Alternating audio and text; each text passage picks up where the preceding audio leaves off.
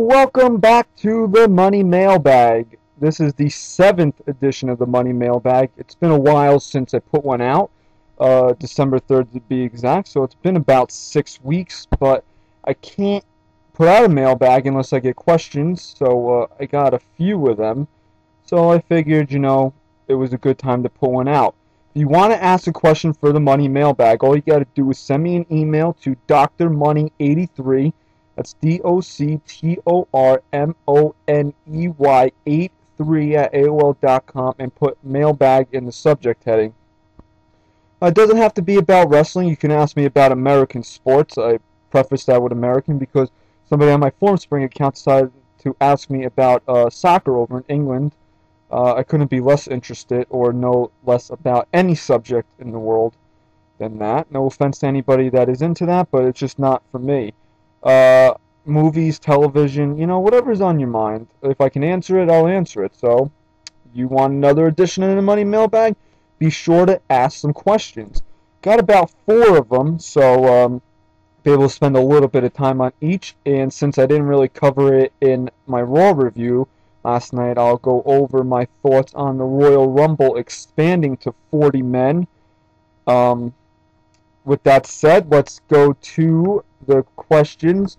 Normally, I don't really want to answer questions on FormSpring, but if they're suitable and I got other questions to answer to lengthen these out, I'll do so. So, first question is, do I think that WWE should have an off-season?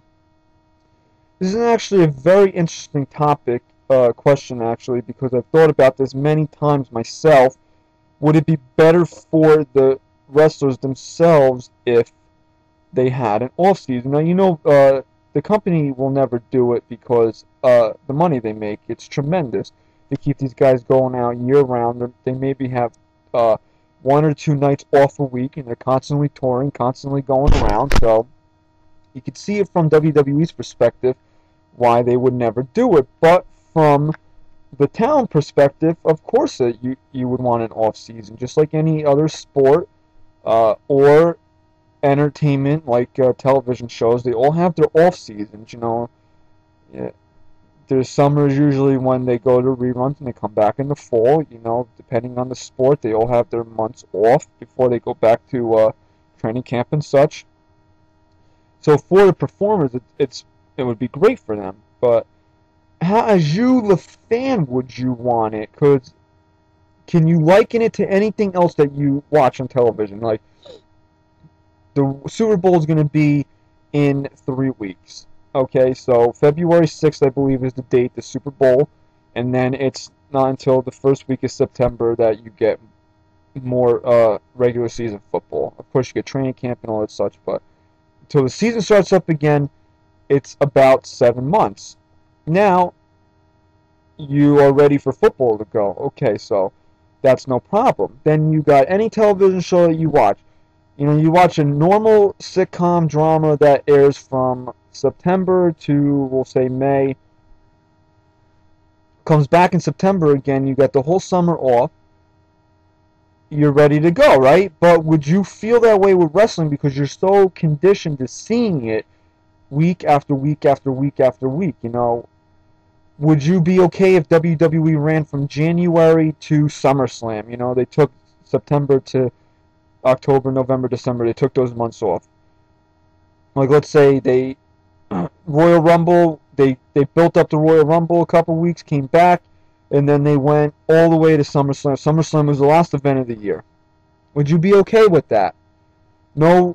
Would you come back in January? That's what I always thought about. No, I personally would, but how many fans would, But what I always thought should happen is that they should not do house shows during the week.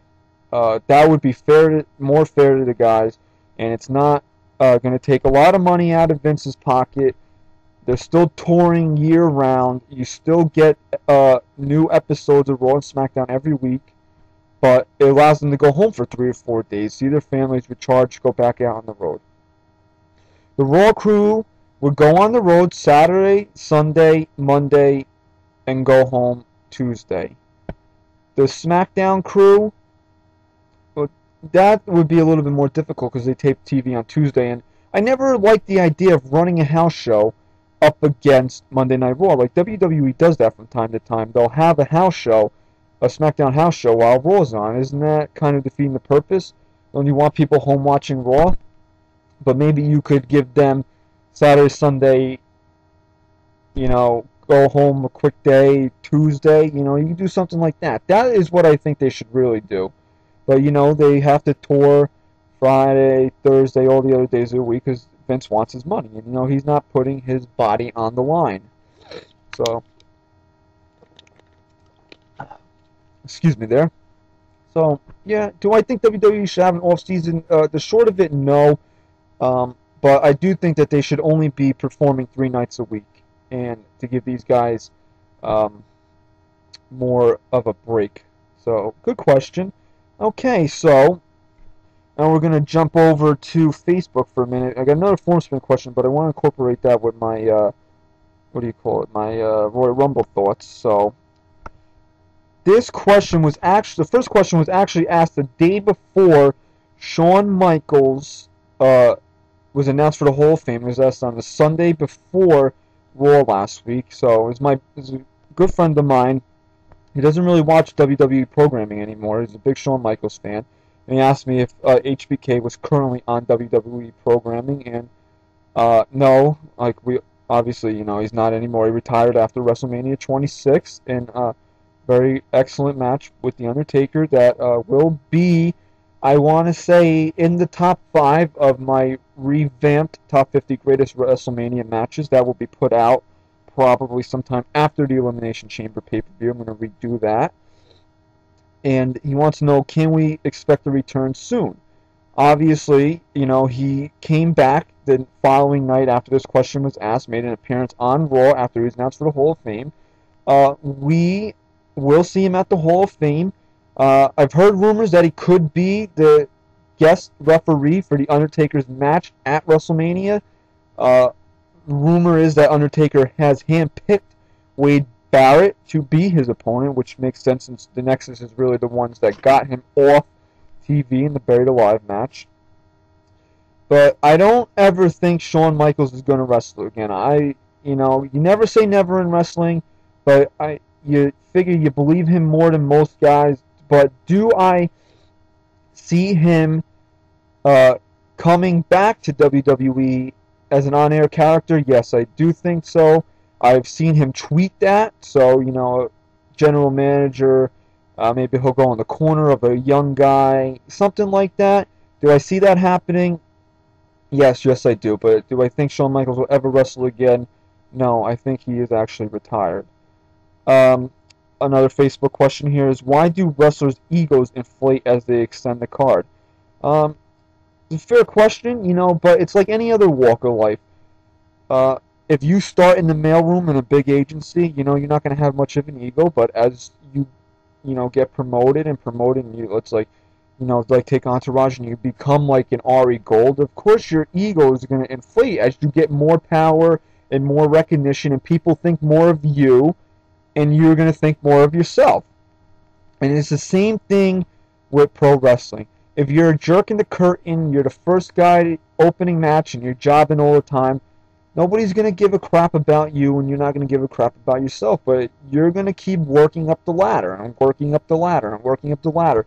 And if you hit John Cena's level, Randy Orton's level, of course your ego is going to inflate, because not only are you getting over with the fans, they're getting over with the office, they're putting you in main event programs, you're selling a lot of merchandise, they have a lot of faith in you, and your ego is going to grow. It's just like any other profession.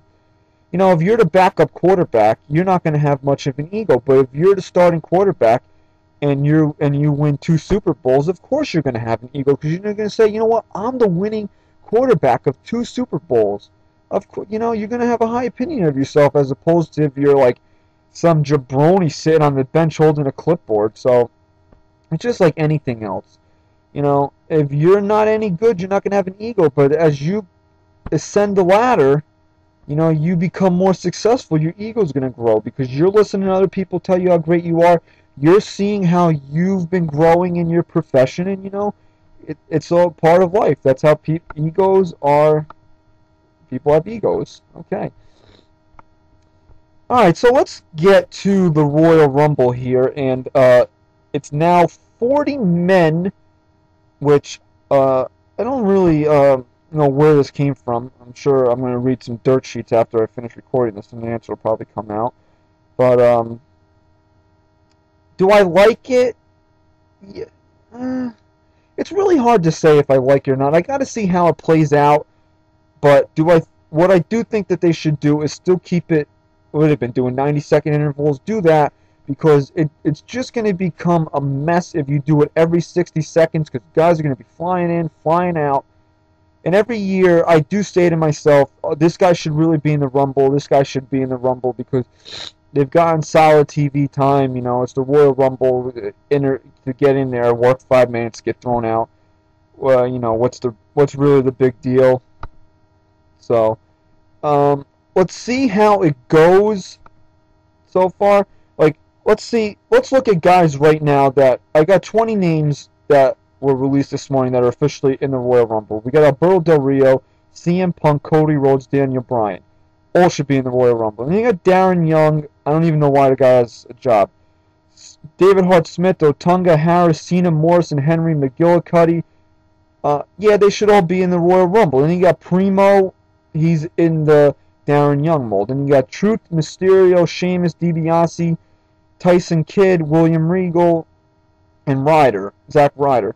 Now, really, they all should, based on the amount of time they've had in the Royal on TV over the past year, they should be in the Royal Rumble. But you're going to get your guys like Darren Young and Primo that really don't, they don't belong in the Royal Rumble.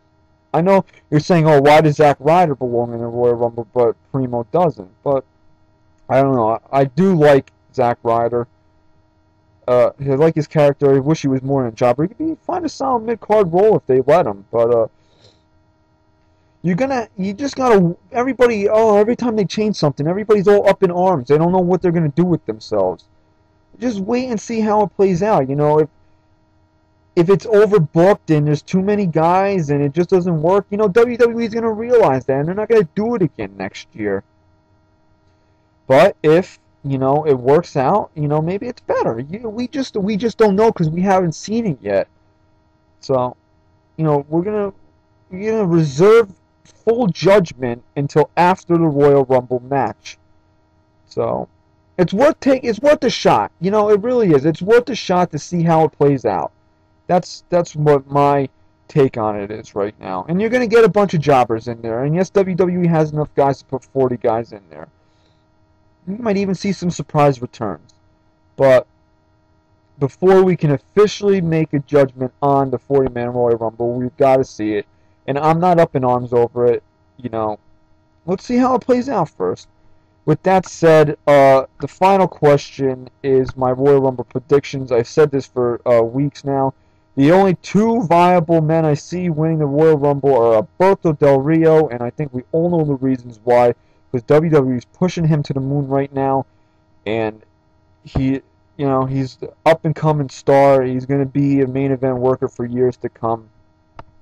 And my other guy is John Morrison, and last year I know I pushed for him hard to win the Royal Rumble, but I think this year is actually a possibility because he's extended up the card.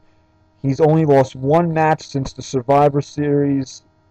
Winning against the only match he lost was the King of the Ring Finals to Sheamus, and I should say he did lose the WWE Championship match to Miz, but they put him in a championship match already. He's over with the crowd. He's an excellent worker.